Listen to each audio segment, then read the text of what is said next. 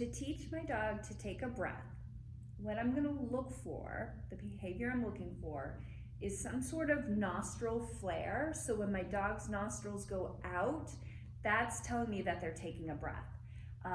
So I can look towards their nostrils. I can also look at the hair behind their nose. So, good girl. If I have my dog's nose here, I can look for a little puff there. That seems to tickle Jane. I can look for a little puff or some sort of movement there. So if your dog kind of has longer hair, you might just see a twitch of their hair. I do tend to look for the nostrils first. Often you can either see movement on the outside of the nostrils, or for some dogs you can actually look at the nostrils themselves and you just see them kind of expand. So that's what we're looking for. It's definitely going to help if your dog is not panting. So that's going to help you see them taking that breath.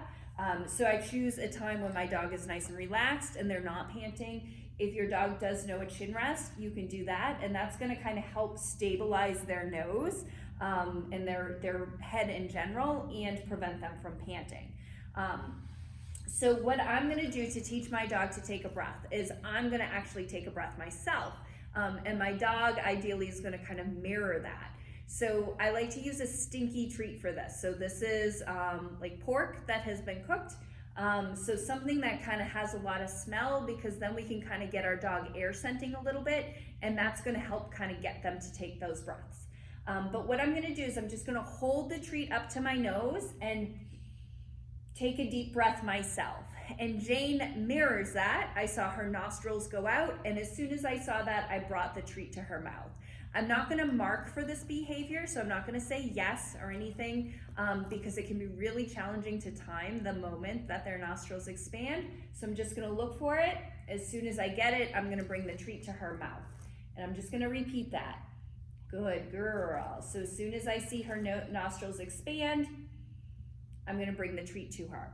Now, if your dog has a hard time with you holding that treat up to your nose and they want to get it, what you can do to start is just teach them that if I bring my treat up here, it then comes to you. So we just start to build that duration of them looking at the treat without trying to get it.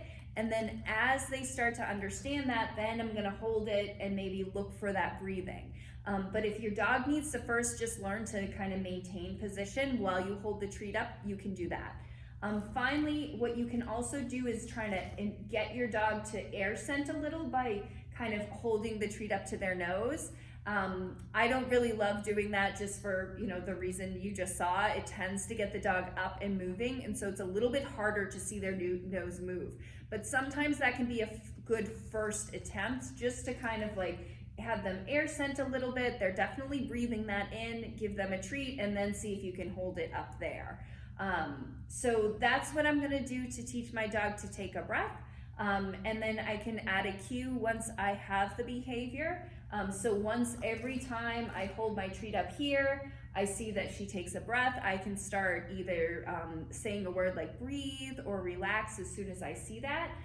Or one way you could do it is tap your nose. So tap your nose, have the treat in your hand, tap your nose.